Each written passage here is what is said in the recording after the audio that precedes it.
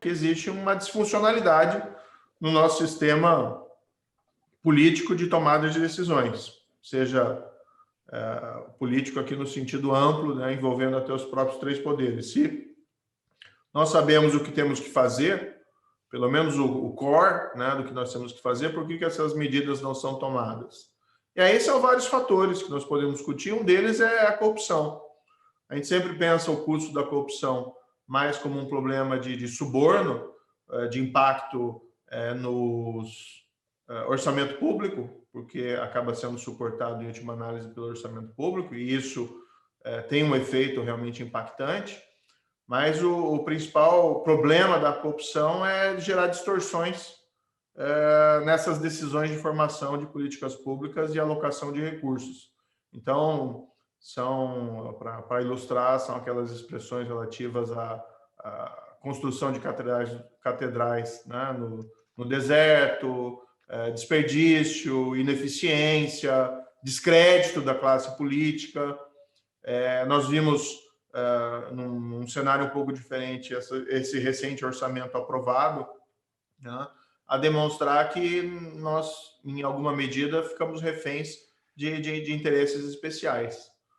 Então, combater a corrupção não é um fim em si mesmo, né? Não é uma questão de assumir um papel aí de anjo vingador e punitivista, uma visão nessa linha, embora essa visão de fazer justiça, de restaurar a ética seja importante, mas combater a corrupção e prevenir a corrupção é um elemento para que nós tenhamos aí a possibilidade de resgatar o crédito na política e ter formulação de políticas públicas mais consistentes, aprovadas, né, no âmbito aí dos três poderes.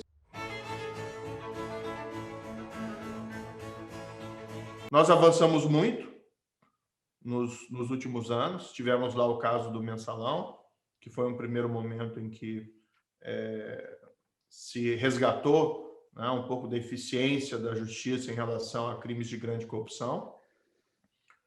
Depois nós tivemos a Lava Jato, que foi um avanço, né, foi em números e de esquema criminoso revelado muito superior ao caso do mensalão, pelo menos se nós vamos pensar no retrato geral. Foi a primeira vez que talvez nós tivemos um retrato negativo, mas um retrato bastante verdadeiro do que acontecia na administração pública brasileira. Nós já suspeitávamos, não? Mas é diferente quando se vê os fatos, e aí nós vimos como nossa política estava deteriorada. E foi um grande avanço. Um país que era visto como de corrupção disseminada e de impunidade da grande corrupção passou a ser visto com uma certa admiração internacional, porque não só estava cuidando dos seus problemas, mas também se transformou num agente cooperante contra a corrupção no mundo inteiro, em especial na América Latina. Agora, nós estamos sofrendo retrocesso, e isso está minorando, né, os avanços que nós tivemos nos últimos tempos. Entretanto, na minha avaliação, o legado mais importante é mostrar que a corrupção é um fenômeno de fraqueza institucional e cultural, o que significa, né, que não existe um destino manifesto de nós sermos corruptos. Nós podemos enfrentar a corrupção com políticas públicas consistentes. Então, que nós tivemos algumas decisões judiciais anteriores que dificultaram a própria questão da revisão da execução da condenação em segunda instância, que foi uma decisão de novembro de 2019, algumas iniciativas legislativas que têm um efeito, vamos dizer, ruim para o combate à criminalidade e à corrupção. Por exemplo, a nova lei de abuso de autoridade, ela tem um efeito que a gente pode chamar de um efeito deterrente, né? O deterrent effect, como eles chamam lá nos Estados Unidos, que gera um efeito intimidatório em relação à atuação independente de juízes, procuradores, agentes policiais. Existe uma tendência internacional, tá, de maior integridade e de prevenção à corrupção, tá, que se reflete em vários aspectos, né? Por exemplo, Apesar de tudo, nós tivemos alguns avanços legislativos.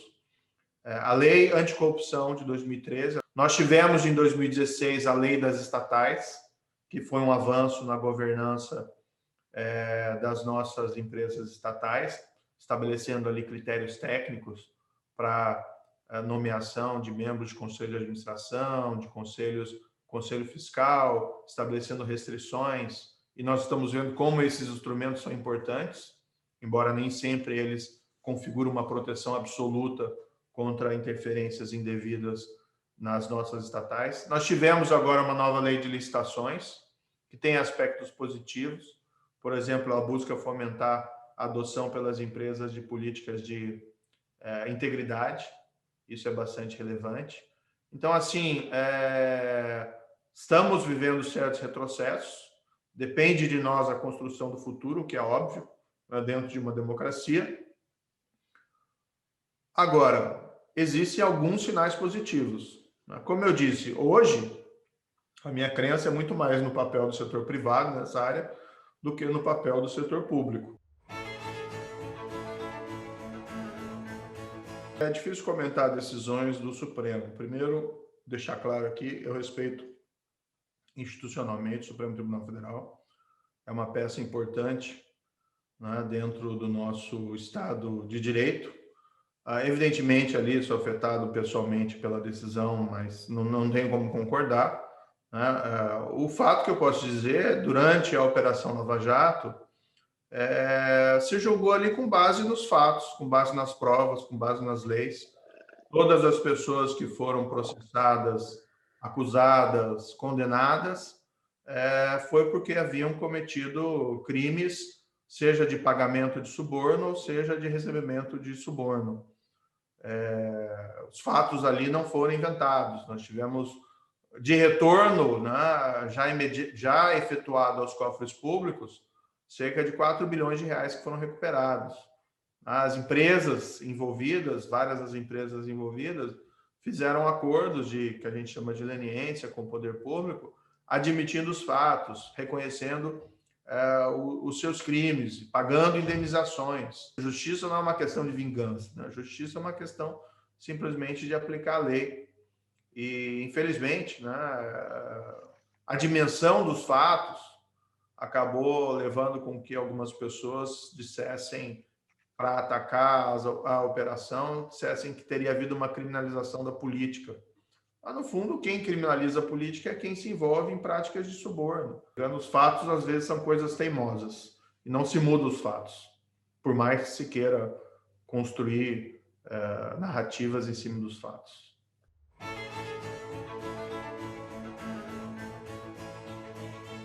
Eu acredito no papel do setor privado em relação a políticas de integridade e anticorrupção. Assim como a gente fala muito em ESG, hoje em dia, das preocupações das empresas com a parte social, com parte do meio ambiente, existe a parte da governança que compreende políticas de integridade. E a gente vê internacionalmente, existe um grande movimento em torno não só do ESG, mas também de políticas de integridade e anticorrupção. A globalização tem trazido avanços, por exemplo, em cooperação internacional entre as autoridades públicas, mas também questões relativas à jurisdição extraterritorial, o que nós vimos no próprio âmbito da Operação Lava Jato, empresas brasileiras, de uma forma que nós não vimos antes, pelo menos não na mesma quantidade e frequência, tendo que resolver questões com jurisdição extraterritorial de países como Suíça e Estados Unidos. Isso também contribui, se a gente deixar de lado aquele ufanismo tolo de, vamos dizer, sermos soberanos para ser corruptos, ou sermos soberanos para destruir o meio ambiente. Se nós deixarmos isso de lado, nós vamos ver que isso pode contribuir para avanços.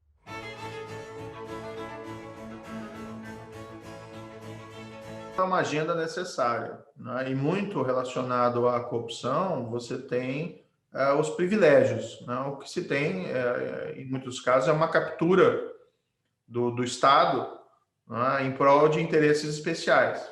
Então, quando você se admite, por exemplo, que uma nomeação para um cargo em uma empresa estatal ou um cargo dentro da própria administração pública direta, que o critério a ser considerado seja eminentemente político, e isso leva com que muitas vezes sejam colocadas pessoas ali absolutamente despreparadas, né? Você está subordinando o aparelho, o interesse público ao interesse ali paroquial, a um interesse político partidário momentâneo. A corrupção está dentro de um problema maior, que é o patrimonialismo, o loteamento,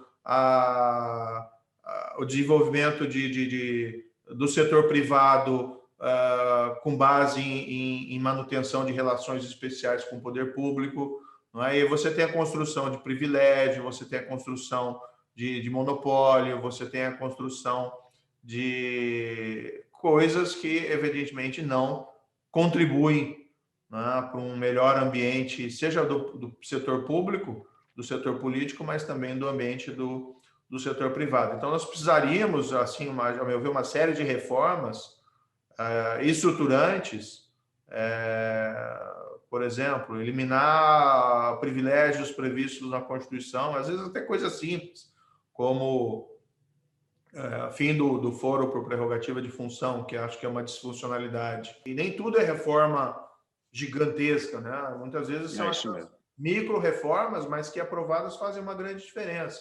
De vez em quando, uma delas emplaca, né? Com algumas alterações, mas algumas delas emplacam, como a nova lei do saneamento. O problema é que nós precisamos ter mudanças que permitam a aprovação dessas políticas públicas consistentes, o que envolve reforma política, muitas vezes pode envolver reforma judiciária, enfim, uma série de coisas.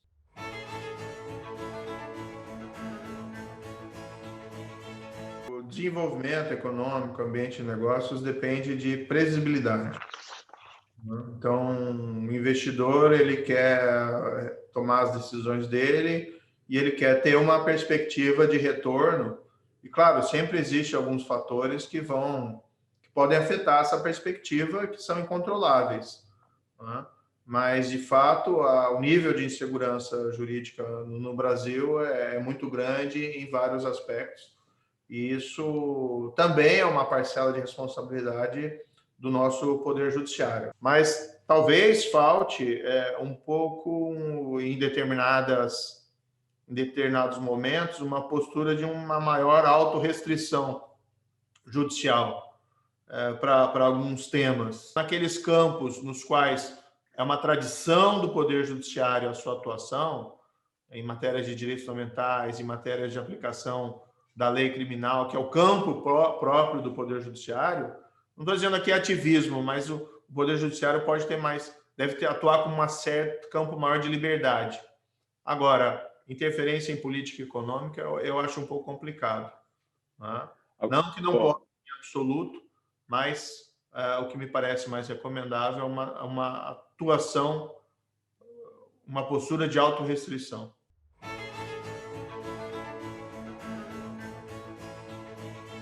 É difícil encontrar vamos dizer assim, um remédio abstrato para essas situações específicas, porque também existe, né, a necessidade de submeter alguma espécie de controle às políticas públicas. O caso do Tribunal de Contas, sinceramente, eu acho que o Tribunal de Contas, às vezes, interfere no mérito, né, dos atos administrativos, quando a discussão deveria ser mais em torno de licitude ou ilicitude, legalidade ou ilegalidade dos dispêndios, né?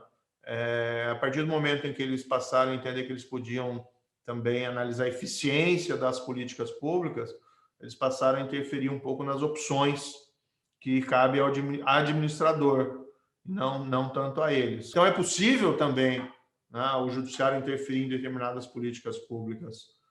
Agora, precisa ter fundamentação, precisa ter rigor e não voluntarismo, o que às vezes a gente verifica em algumas hipóteses. Mas compartilho das angústias desses gestores. Eu também fui ministro da Justiça e Segurança Pública, e a gente vê às vezes como é difícil, como a máquina é lenta, como a burocracia é complicada, mas ainda assim é possível fazer, né, fazer boa gestão.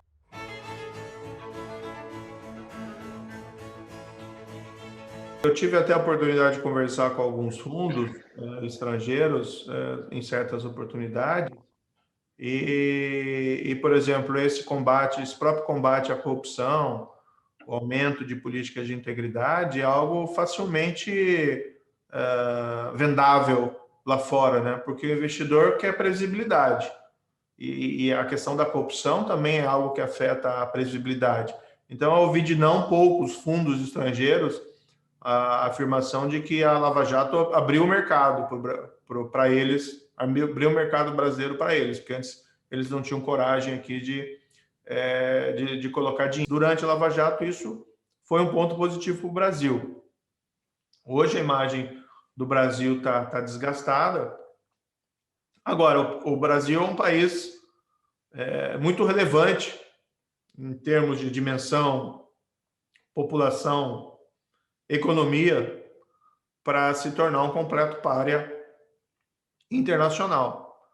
Existe um volume de recursos hoje disponíveis, né, no mundo e o Brasil vai continuar atraindo investimentos. Poderia atrair mais se tivesse uma melhor imagem internacional nesse momento. Mas vamos acreditar que o Brasil é maior do que os nossos problemas circunstanciais e que eles podem ser superados.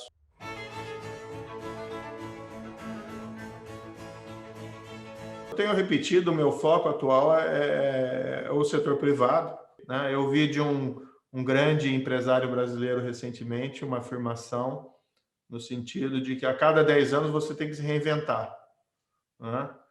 Como eu passei 22 anos na magistratura, então eu estou com crédito, né? Tem que aproveitar esse crédito. Enfim, eu acabei fazendo essa opção. E, como eu disse, eu acredito no poder aí do setor privado. Nós estamos vendo hoje na questão ambiental, né, como tem surgido iniciativas no âmbito do setor privado para buscar compensar um déficit de discurso de políticas públicas do setor público nessa área. E no campo como eu disse, do campo anticorrupção e integridade, da mesma forma, acho que o setor privado tem muito a contribuir, não é? Criando um melhor ambiente de negócios e, indiretamente, embora isso seja feito porque é um ativo para a empresa, também é uma forma de contribuir para a construção de um país melhor. Então, meu foco atualmente é esse trabalho no setor privado, tenho tentado ficar longe dessas disputas eleitorais. Estou observando como um bom cidadão. Nós temos que encontrar caminhos aí na sociedade civil, no setor privado, para conseguir avançar independentemente do governo.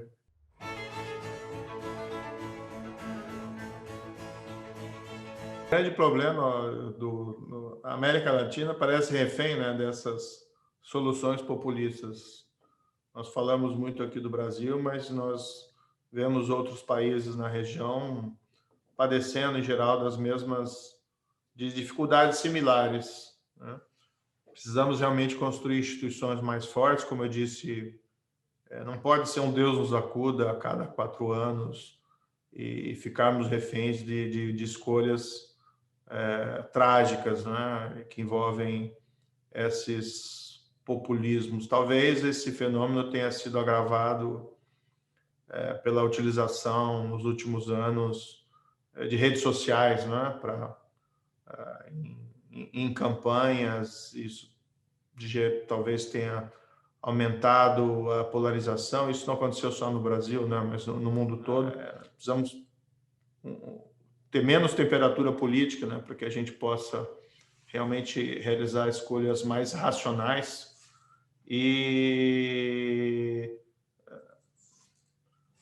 Enfim, é preocupante, né? Às vezes, trocar um problema por outro problema não resolve muito a situação. Precisamos ter menos temperatura política, né, para que a gente possa realmente realizar escolhas mais racionais.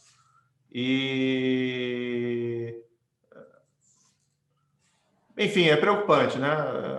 Às vezes, trocar um problema por outro problema não resolve muito a situação. Vamos esperar como os fatos se desenvolvem. Eu, de todo modo, vou estar sempre à disposição para discutir, debater políticas públicas que eu entenda que possa ser consistentes. Claro que eu estou sempre disposto a abraçar uma boa causa pública e ajudar nesse tipo de construção. Mas, em matéria de político-partidária, eleitoral, eu vou me abster agora de fazer uma declaração específica.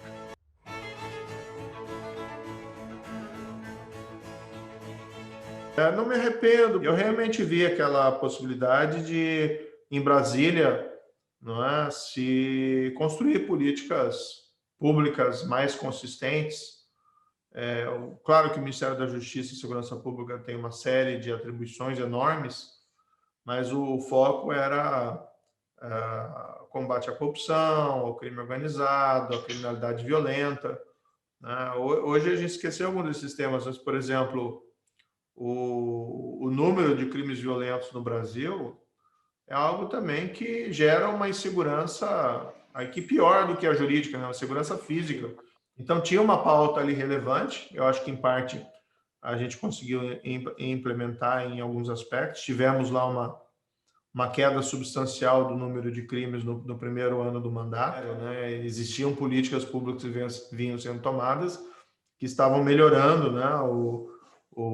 Estavam gerando a redução da criminalidade, mas nesse percentual que aconteceu nesse ano, 19% de queda de homicídios, foi algo realmente inédito na nossa história.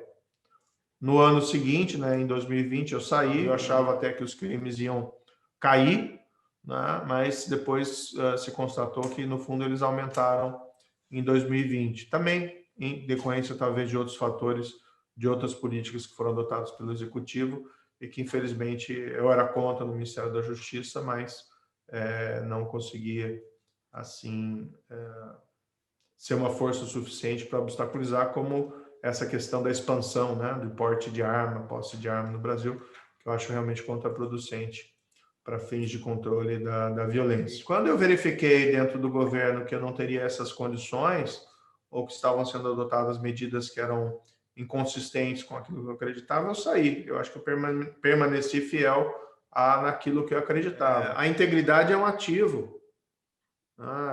Uma empresa que vem investir capital no Brasil, muitas vezes ela quer fazer aqueles procedimentos de due diligence e ela quer saber não só de passivo tributário, né, de dívida, ela quer saber a empresa tem problemas aí com a lei, qual que é a reputação dela. Eu compro essa empresa e de repente aparece um escândalo de corrupção passado, né? Como é que eu vou enfrentar isso? As empresas que melhor se saíram, né, depois de escândalos de corrupção ou de fraude foram aquelas que reagiram mais rapidamente. Mas a integridade sempre vai ser um ativo, inclusive político, importante. Né?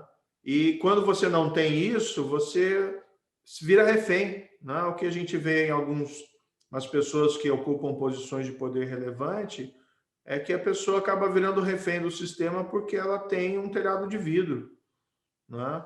Porque ela nunca vai ter aquela liberdade total de tomar as ações que ela reputa apropriadas, claro, dentro de um Estado de Direito, porque ela está ameaçada de um processo, de uma investigação e não tem aquelas condições de atuar com liberdade. Por isso, assim, eu acho que integridade, primeiro, é uma questão de princípio, é uma questão de consciência, mas não vejo como a desonestidade pode ser um ativo em qualquer perspectiva.